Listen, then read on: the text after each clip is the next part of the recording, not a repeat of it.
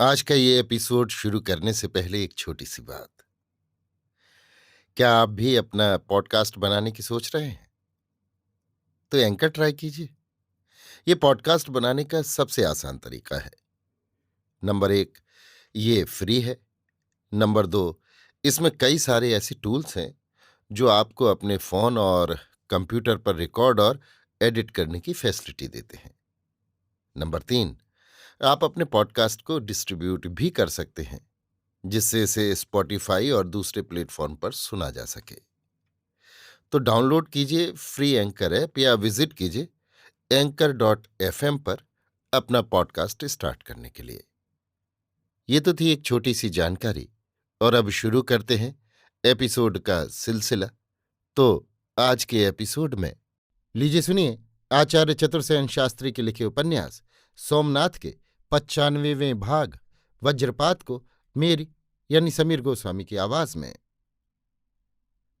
धर्मप्राण मदनजी सेठ और उनका पुत्र देवचंद्र दोनों ही प्राणों का मोह छोड़ नृसिंह स्वामी और देवरक्षण के विचार से समय और बलाबल का बिना ही विचार किए पागल की भांति मंदिर की ओर दौड़े जा रहे थे। वे दौड़ते हुए घुड़सवार पठानों की झपट से बचते हुए कभी गली कूचों और कभी किसी मकान या वृक्ष की आड़ में होते हुए दौड़ रहे थे। कितनी ही बार उन्हें भागती हुई भीड़ में धक्के खाकर गिरना पड़ा। घोड़ों की टापें उन्हें रौंदती चली गईं।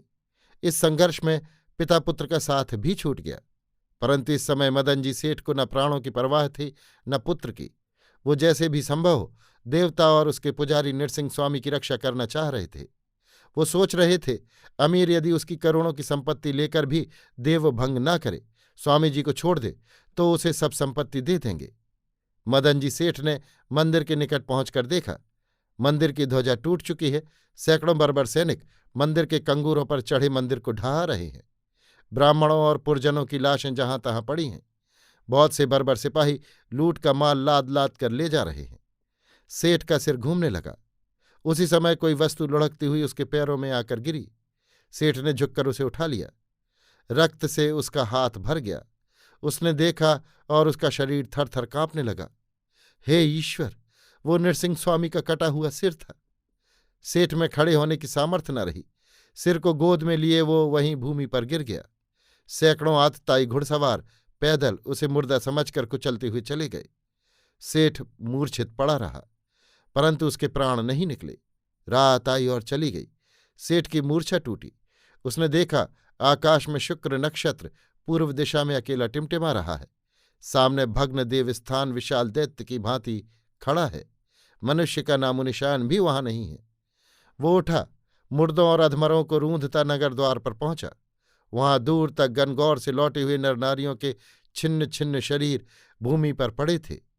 उनके रंग बिरंगे वस्त्र समुद्री हवा में फड़फड़ा रहे थे। गीध और चीलें आकाश में मंडरा रही थीं। सूर्य लाल लाल आंखें किए ऊपर उठ रहा था। सेठ अपने घर लौटा। घर के द्वार पर सन्नाटा था। द्वार खुला था, पर भीतर किसी जीवित व्यक्ति के चिन्ह न थे। सब घर अस्त व्यस्त लुटा पिटा था। हे ईश्वर, क्या मेरे कुटुंब में एक भी पुरुष जीवित नहीं रहा? उसे अब अपने पुत्र देवचंद्र की याद आई। उसने जोर जोर से चिल्लाकर देवचंद्र को पुकारा।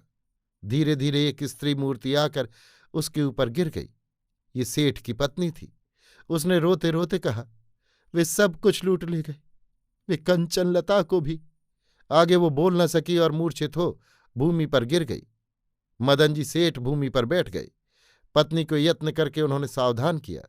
फिर कहा, सब कुछ सुना दो, सब कुछ सुना दो। सेठ की पत्नी ने कहा, हंगामा सुनकर हम सब भोरा में छिप गए थे। वे सब सेठियों को पकड़ पकड़ ले गए, फिर घर में घुसकर लूट मचाने लगे। इसी समय देवचंद्र आ गया। उसे वे सब मारने दौड़े। कंचन से नारा आ गया। मेरे रोकने पर भी वो भौरे से बाहर आ देवचंद्र को भीतर खींचने लगी, पर उनकी दृष्टि उस पर पड़ गई। उन्होंने उसे घसीट कर घोड़े से बांध लिया। उसे बचाने में देवचंद्र घायल होकर गिर गया। पता नहीं जीवित है या मृत। वे उन दोनों को ले गए, दोनों को। सेठ ने एक ठंडी सांस ली। पत्नी को वो ढांढस न दे सका। बहुत देर चुप बैठे रहकर उसने अपना कर्तव्य स्थिर किया। फिर अति कोमल भाव से पत्नी को उठाकर कहा, अब चलो प्रिय, हम भी अपना धर्म पूरा करें। और दोनों भीतर चले गए। अभी आप सुन रहे थे आचार्य चतुर्सेन शास्त्री के लिखे उपन्यास सोमनाथ के 95वें भाग वज्रपात को मेरी यानी समीर गोस्वामी की आवाज में।